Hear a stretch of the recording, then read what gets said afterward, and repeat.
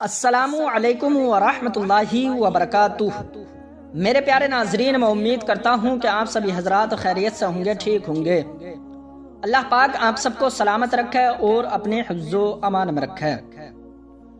میرے پیارے ناظرین، خدا را اپنے حال زر پر ترس کھاؤ اور غور کرو کہ روزہ دار اس مہینے میں دن کو کھانا پینا چھوڑ دیتا ہے، حالانکہ یہ کھانا پینا رمضان کے مہینے سے پہلے دن کے وقت بھی بالکل جائز تھا، مگر ماہ رمضان میں ممنوع ہو جاتا ہے۔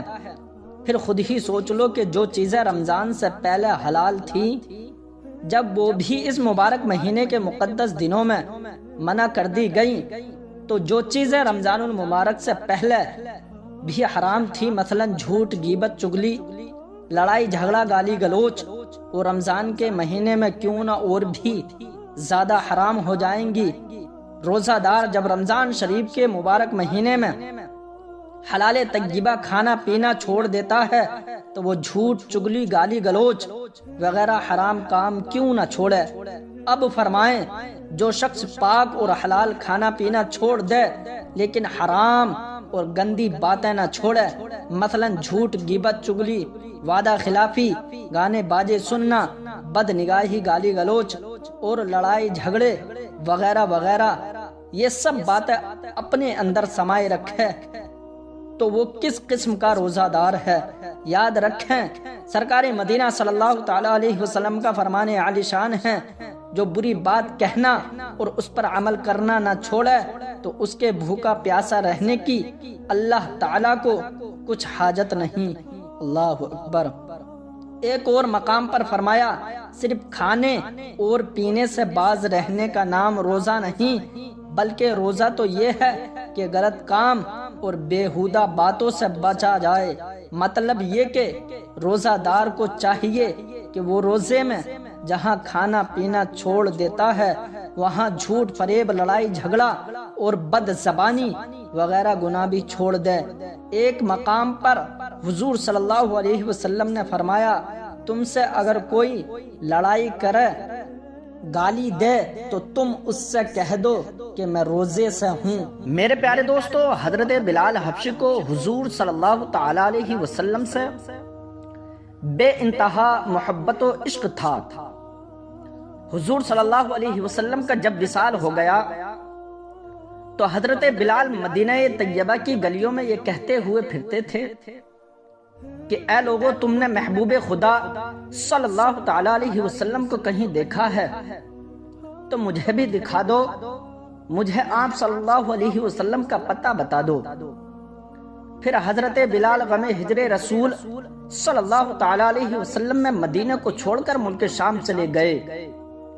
ابن عساکر رضی اللہ تعالی عنہ حضرت ابو دردہ رضی اللہ تعالی عنہ سے روایت کرتے ہیں کہ حضرت بلال رضی اللہ تعالی عنہ نے حضور صلی اللہ علیہ وسلم کو خواب میں دیکھا کہ آپ صلی اللہ تعالی علیہ وسلم فرماتے ہیں کہ اے بلال، یہ کیا ظلم ہے کہ کبھی تم ہماری زیارت کو نہیں آتے؟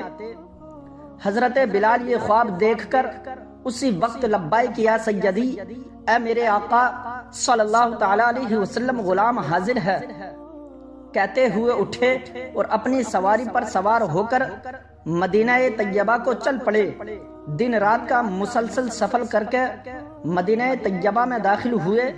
سب سے پہلے آپ مسجد نبوی میں پہنچے، حضور صلی اللہ علیہ وسلم کو ڈھونڈا مگر محبوب کو نہ پایا۔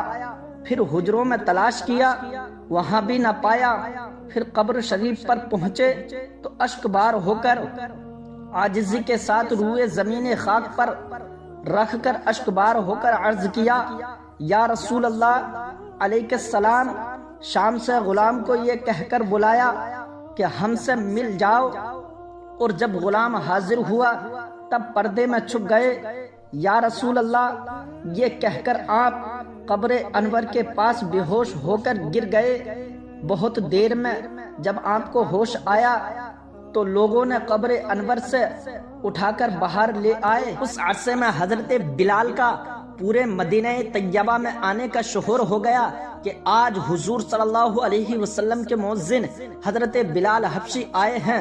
سب نے مل کر حضرت بلال حبشی رضی اللہ تعالی عنہ سے درخواست کی کہ وہ اذان ایک مرتبہ سنا دو جو حضور صلی اللہ علیہ وسلم کو سناتے تھے۔ حضرت بلال رضی اللہ تعالی عنہ نے لوگوں سے یہ کہا، یہ میری طاقت سے باہر ہے، کیونکہ حضور صلی اللہ علیہ وسلم کی حیات مبارکہ میں اذان دیتا تھا تو جس وقت اشہد ان محمد رسول اللہ کہتا تھا تو محبوب خدا صلی اللہ علیہ وسلم کا مکھڑا اپنی آنکھوں کے سامنے دیکھتا تھا۔ اب بتاؤ کسے دیکھوں گا، مجھے اس خدمت سے معاف رکھو۔ ہر چند لوگوں نے اصرار کیا مگر حضرت بلال کسی طرح اذان دینے کو تیار نہ ہوئے۔ اور میرے پیارے دوستو، حتیٰ کہ حضرت ابو بکر صدیق رضی اللہ تعالی عنہ حضور صلی اللہ علیہ وسلم کی وفات کے بعد حضرت بلال سے چاہا تھا کہ اذان پکارے، لیکن حضرت بلال نے یہ کہہ دیا تھا کہ اے امیر المؤمنین، آپ نے مال دے کر مجھے خریدا اور راہ خدا میں آزاد کر دیا، یہ سب آپ نے اپنے لیے کیا تھا یا خدا کے لیے؟ حضرت ابو بکر صدیق رضی اللہ تعالی عنہ نے فرمایا، خدا کے لیے کیا تھا۔ حضرت بلال نے کہا، اب مجھے بھی خدا کے لیے چھوڑ دو تاکہ میں خود مختار ہوں، مجھ میں اب اتنی طاقت نہیں کہ محبوب خدا صلی اللہ تعالی علیہ وسلم کے بعد کسی دوسرے کے لیے اذان کہوں۔ اس کے بعد حضرت بلال شام چلے گئے تھے اور وہاں سے اب زیارت کرنے کو مدینہ منورہ تشریف لائے ہیں۔ خلاصہ کلام یہ ہے کہ تمام لوگوں نے مشورہ کیا کہ حضرت بلال کسی کا کہنا نہیں مانیں گے، تم کسی کو بھیج کر حضرت حسنین کریمین حضرت امام حسن اور حضرت امام حسین کو بلا لو، وہ اگر آ کر اذان کی فرمائش کریں گے تو بلال ضرور مان جائیں گے، کیونکہ حضور صلی اللہ علیہ وسلم کے اہل بیت سے بلال کو بہت عشق و محبت ہے۔ یہ سن کر ایک صحابی حضرت امام حسن اور حضرت امام حسین رضی اللہ تعالی عنہما کو بلا کر لے آئے۔ حضرت بلال نے ان کو گود میں لے کر سر اور آنکھوں کو چوما، سبحان اللہ۔ پھر حضرت امام حسین علیہ السلام نے حضرت بلال کا ہاتھ پکڑ کر فرمایا کہ اے بلال، آج ہمیں بھی وہی اذان سنا دو جو ہمارے نانا جان صلی اللہ علیہ وسلم کو سنایا کرتے تھے۔ حضرت بلال نے امام حسین کو گود میں اٹھا کر کہا کہ تم میرے حبیب مصطفیٰ صلی اللہ علیہ وسلم کے جگر کا پارا ہو، محبوب خدا صلی اللہ علیہ وسلم کے گلشن کے شگفتہ پھول ہو، جو کچھ تم کہو گے پورا کروں گا، تمہیں رنجیدہ نہ کروں گا، کیونکہ تمہاری تکلیف سے میرے حبیب خدا صلی اللہ علیہ وسلم کو رنج پہنچے گا۔ پھر فرمایا جہاں تم کہو گے اذان کہہ دوں گا۔ حضرت امام حسین نے حضرت بلال کے ہاتھ کو پکڑ کر آپ کو مسجد نبوی کی چھت پر کھڑا کر دیا۔ حضرت بلال نے اذان کہنا شروع کی، اللہ اکبر کہا تو لوگوں میں شور مچ گیا، گویا تمام شہر مدینہ حرکت میں آ گیا۔ جب اشہد اللہ الہ الا اللہ پر پہنچے تو ایک دوسری قیامت قائم ہو گئی۔ اور میرے پیارے دوستو، ہزارہ چیخیں نکلی، کوئی عورت مرد خرد و کلام مدینے میں ایسا نہ تھا جو گھر سے باہر نکل نہ آیا ہو اور اس وقت رویا نہ ہو۔ عورتیں رو رہی تھی، بچے اپنی ماؤں سے پوچھتے تھے کہ تم بتاؤ حضرت بلال مؤذن رسول صلی اللہ علیہ وسلم تو آ گئے، مگر حضور صلی اللہ علیہ وسلم مدینہ کب تشریف لائیں گے؟ گویا کہ سید المرسلین صلی اللہ علیہ وسلم کی آمد کا دن تازہ ہو گیا۔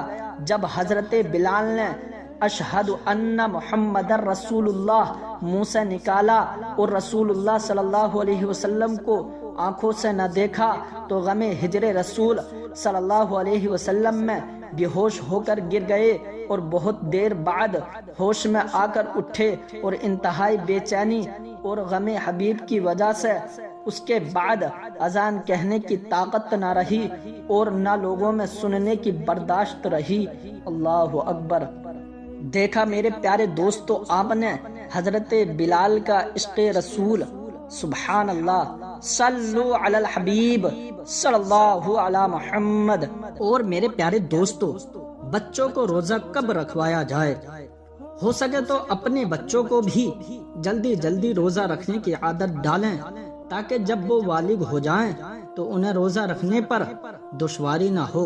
फुकाए इकराम फरमाते हैं, बच्चे की उम्र 10 साल की हो जाए और उसमें रोजा रखने की ताकत हो तो उसे माह रमजानुल मुबारक में रोजा रखवाया जाए। अगर पूरी ताकत होने के बावजूद ना रखे तो मार कर रखवाया जाए। अगर रख कर तोड़ दिया तो कज़ा का हुक्म ना देंगे, और नमाज तोड़े तो फिर पढ़वाएं। सल्लु अलल हबीब सल्लल्लाहु अला मुहम्मद। मेरे प्यारे दोस्तों, मैं उम्मीद करता हूँ कि आपको हमारी ये वीडियो जरूर पसंद आई होगी। हमारी इस वीडियो को सदकाए जारिया समझकर ज्यादा से ज्यादा शेयर कीजिए, और अगर आप नए हैं तो इस चैनल को जरूर सब्सक्राइब कर लीजिए, ताकि हमारी हर वीडियो आपके पास पहुंच जाए। सल्लु अलल हबीब सल्लल्लाहु अला मुहम्मद।